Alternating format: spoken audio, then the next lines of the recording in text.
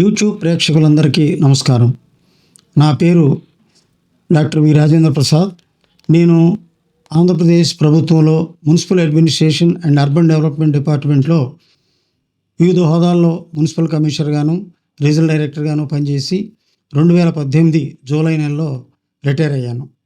ప్రస్తుతం నేను ఈ యూట్యూబ్ ఛానల్ చేస్తున్న దాంట్లో ముఖ్య ఉద్దేశం ఏంటంటే, మన ప్రభుత్వ యంత్రాంగంలో పనిచేస్తున్నటువంటి ఎందరో ఉద్యోగులు కొందరు పై అధికారుల యొక్క చర్యల వల్ల ఎన్నో ఇబ్బందులకి గురవడం జరుగుతుంది.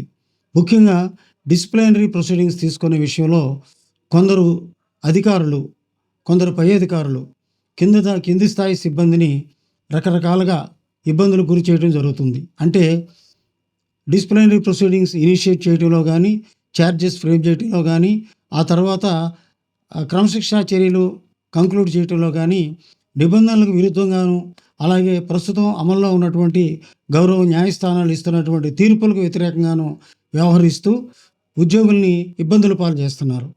ఉదాహరణకి ఏదైనా ఒక క్రమశిక్షణా చర్య తీసుకునేటప్పుడు ఛార్జ్ మెమో అనేది ఇష్యూ చేసిన తర్వాత 3 నెలల్లో లేదా 6 నెలల్లో, అంటే మైనర్ పనిష్మెంట్ ఇవ్వదగినటువంటి నేరం విషయంలో 3 నెలల్లోనూ, మేజర్ పనిష్మెంట్ ఇవ్వదగినటువంటి నేరం విషయంలో 6 నెలల్లోనూ డిపార్ట్మెంటల్ ప్రొసీడింగ్స్ అనేది కంక్లూడ్ చేయాలి.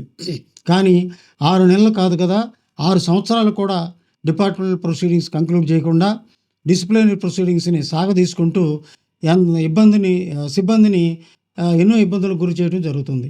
దీనివల్ల చాలామంది ఉద్యోగులు క్రమశిక్షణా చర్యలు గురై అది సరైన సకాలంలో కంక్లూడ్ కాకపోవటం వల్ల వాళ్ళు తప్పు చేశారా లేదా అనేది తెలియకుండానే ఎన్నో ఇబ్బందులకి, అంటే ప్రమోషన్లు కోల్పోతున్నారు, అలాగే ఆర్థిక ఇబ్బందులు గురవుతున్నారు. ప్రమోషన్లు కోల్పోవటమే కాకుండా కొంతమంది ఈ క్రమశిక్షణా చర్యలు తీసుకునే క్రమంలో మానసిక ఒత్తిడికి గురయ్యి ఆరోగ్యాలు దెబ్బతిని ప్రాణాలు కూడా కోల్పోవడం జరుగుతుంది. ఇది ఎంతైనా విచారించదగినటువంటి విషయం.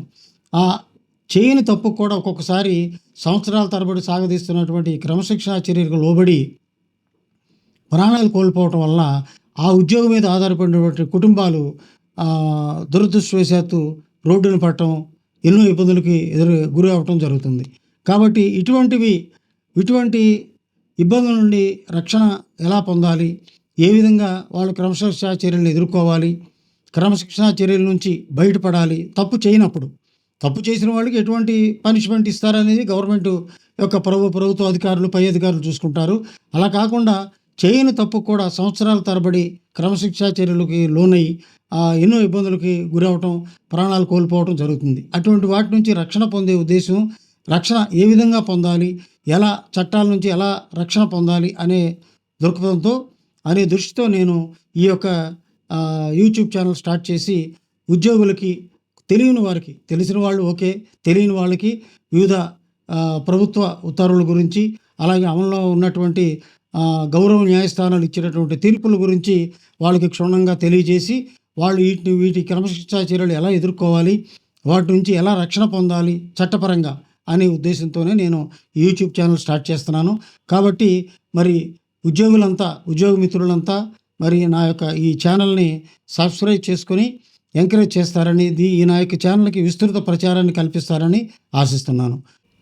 నా ఈ ఛానల్లో ఉద్యోగులు ఎదుర్కొంటున్నటువంటి క్రమశిక్షణా చర్యలకు సంబంధించిన ప్రభుత్వ నిబంధనలు, గౌరవ న్యాయస్థానాలు ఇచ్చిన తీర్పులే కాకుండా అతి ముఖ్యమైనటువంటి సమాచార హక్కు చట్టం గురించి కూడా నేను వివరించడం జరుగుతుంది. ఎందుకంటే సమాచార హక్కు చట్టం క్రింద ఎలా దరఖాస్తు చేయాలి, అవసరమైనటువంటి సమాచారాన్ని వివిధ శాఖల నుంచి, పై అధికారుల నుంచి ఏ విధంగా పొందాలి, మనం సమాచార హక్కు చట్టం ద్వారా మనం ఏ విధంగా రక్షణ పొందవచ్చు, దాన్ని మనకి ఏ విధంగా ఉపయోగించుకోవచ్చు అనే విషయాలు కూడా నేను మన ఈ యూట్యూబ్ ఛానల్ ద్వారా నేను తెలియజేయడం జరుగుతుంది. ఇప్పుడు రాబోయే నెక్స్ట్ వీడియో ఏంటంటే, ప్రభుత్వ ఉద్యోగులు ఆస్తులు అమ్మిన పై అధికారుల యొక్క అనుమతి తీసుకోవాలి. కొన్ని పరిస్థితుల్లో అనుమతి తీసుకోకపోయినా ముందస్తు సమాచారం ప్రభుత్వ పై అధికారులకు ఇవ్వాల్సిన అవసరం ఉంది. ఈ యొక్క టాపిక్ గురించి నెక్స్ట్ ఎపిసోడ్లో మనం వివరంగా మాట్లాడుకోవడం జరుగుతుంది. కాబట్టి నేను అందరికీ విజ్ఞప్తి చేసేది ఏంటంటే, నేను ఒక సదుద్దేశంతో స్టార్ట్ చేసినటువంటి ఈ యొక్క నా ఛానల్ని సబ్స్క్రైబ్ చేసుకోమని చెప్పి దీని విస్తృత ప్రచారం కల్పించమని, లైక్స్ తోటి నా యొక్క ఛానల్ని ఎంకరేజ్ చేస్తారని ఆశిస్తున్నాను. నమస్తే, మీ ఆర్టీఐ రాజేంద్ర.